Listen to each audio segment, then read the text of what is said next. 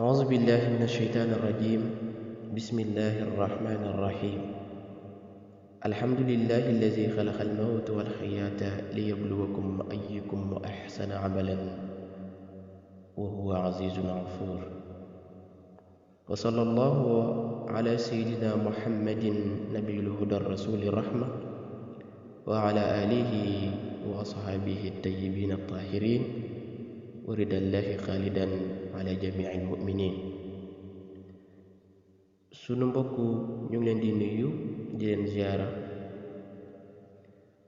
tey ñu ñëw ak yéen ci digtalu bis bi. tey mu doon lu am solo di wax ci li nga xam ni moom mooy rafetal. mu ne jamilu an tuuti man yas'aluka ma huwa fi xaajatin ilayhi. mu ne bokk na ci rafetal nga fexe ba nit su ñëwee ci yow dis la soxla nga fexe ba faj soxlaam boobu noonu,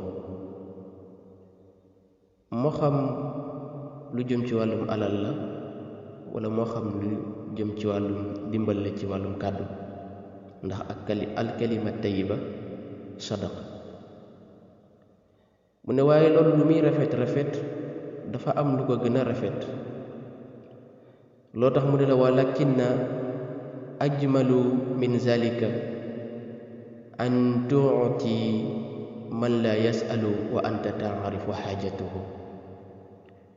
mu ne fekk sa mbokkum jullit mu am problème ñëw gis la ko nga fexe ba fajal ko ko, nee na dafa am lu ko gën a rafet. li ko gën a rafet mooy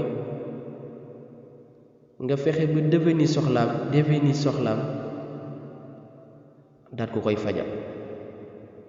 parce que am na koo xam ni dafay am soxla mais pour mu weer ko xaru dee moo ko koy gënal. ndax am na nit ñépp ñoo xam ni seen kaa lu mu tartar, seen àdduna lu mu tartar, pour ñu partager ak nit ñi seen soxla problème lay doon. ndax duñ bëgg a jaay seen dignité, duñ bëgg a jaay seen ngor, duñ bëgg a jaay tamit li nga xam ni moom mooy seen kàddu, parce que ñoom loolu lañ koy jàppee. lépp nag dañ koy teg li fi wajhillaahi karim.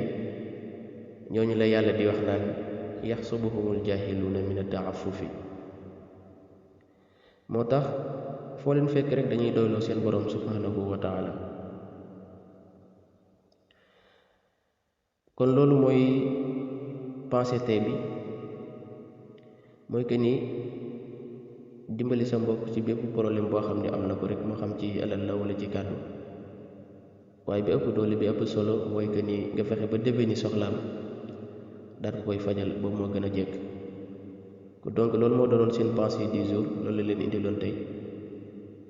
lakum minni alxubbu wa duaa dawman. wassalaamu aleykum wa rahmatullah.